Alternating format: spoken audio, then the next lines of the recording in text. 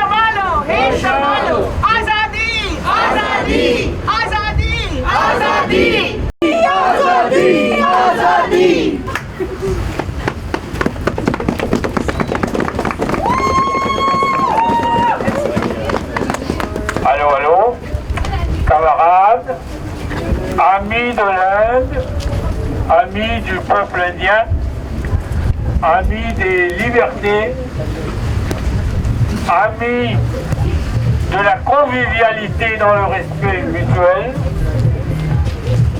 j'adresse ces paroles à nous tous qui sommes rassemblés ici, et en français, je m'adresse en particulier à nos amis québécois francophones. Parce que la crise de l'Inde éclate à l'horizon d'une façon inattendue. Parce que la réalité sur l'Inde a été très peu rapportée dans nos médias. Nous avons une idée de l'Inde qui est une idée mythique, une illusion. Et il a fallu cette crise terrible pour nous ramener aux réalités brutales qui cadrent très bien avec notre époque de généralisation du fascisme à travers le monde, mais en même temps de la montée du réveil et de l'organisation des résistances des peuples. Au moment où nous vous parlons, nous sommes ici, comme Dolores vient de le rappeler, alors que le dictateur élu, entre guillemets, brésilien, Jair Bolsonaro, est à New Delhi pour commémorer la proclamation de la Constitution démocratique et pluraliste de l'Inde et laïque, d'une laïcité ouverte et inclusive. Il y a eu une chaîne humaine de 650 km au Kerala, sur la côte ouest de l'Inde, de citoyens qui s'opposent aux législations de ce gouvernement et qui se sont mobilisés pour défendre la Constitution qui est célébrée aujourd'hui même. C'est une ironie terrible que le gouvernement qui viole, qui attaque les fondements de la Constitution de l'Inde, célèbre la proclamation de la Constitution, mais en même temps, c'est symptomatique qu'il le fait en présence d'un co-fasciste du Brésil. Nous parlons de Bolsonaro. Et ce qui est intéressant en même temps, c'est qu'au même moment, il y a une déclaration de l'Union européenne qui vient de déclarer que le gouvernement indien a mis le pays sur la voie d'une des plus graves crises potentielles des populations civiles de l'histoire de l'humanité. Que nous risquons de voir en Inde une crise de perte de nationalité. Statelessness en anglais.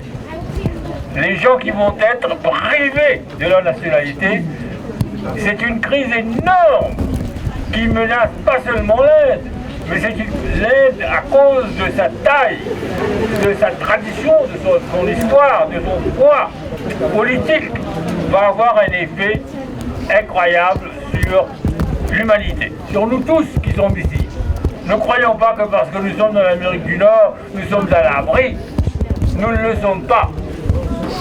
Ceux qui ont fait la guerre en Syrie se sont ramassés avec des milliers de millions de réfugiés en Europe. Et c'est ça la réalité d'aujourd'hui, et c'est pour ça que nous sommes ici. On m'a dit de dire 2 mots sur le Cachemire. Voilà un problème, peut-être que le Cachemire a été médiatisé pas mal chez nous sommes plus ou moins au courant. Mais la réalité du Cachemire, ce que nous ne savons pas, c'est que le Cachemire est une question multilatérale et internationale. Depuis l'indépendance de l'Inde et du Pakistan, il y a eu une première guerre, et la guerre a porté sur le Cachemire, le Cachemire a été occupé par les deux pays. Une moitié par l'Inde, une moitié par le Pakistan. Et il y a une résolution des Nations Unies qui dit que la question ne pourra être réglée que par un référendum d'autodétermination. C'est une question internationale. Or, ce que maudit le gouvernement hindouiste, fasciste de l'Inde vient de faire, il vient de dire non, le Cachemire est une question nationale, personne n'a le droit de s'ingérer là-dedans. Et là, il a coupé le territoire en trois, il a suspendu le droit à l'autonomie, il ne parle pas de plébiscite ou de référendum. Voilà où en est la question du Cachemire. Et il est donc très important, en même temps que nous nous battons pour les principes fondamentaux de la Constitution de l'Inde, que nous nous battions aussi pour le droit à l'autodétermination du peuple du Cachemire. Voilà ce que j'avais à vous dire. À bas le fascisme indien, à bas le BJP, vive les libertés, vive la pluralité, vive la convivialité, le respect mutuel. Vive l'Inde, Jai Hind.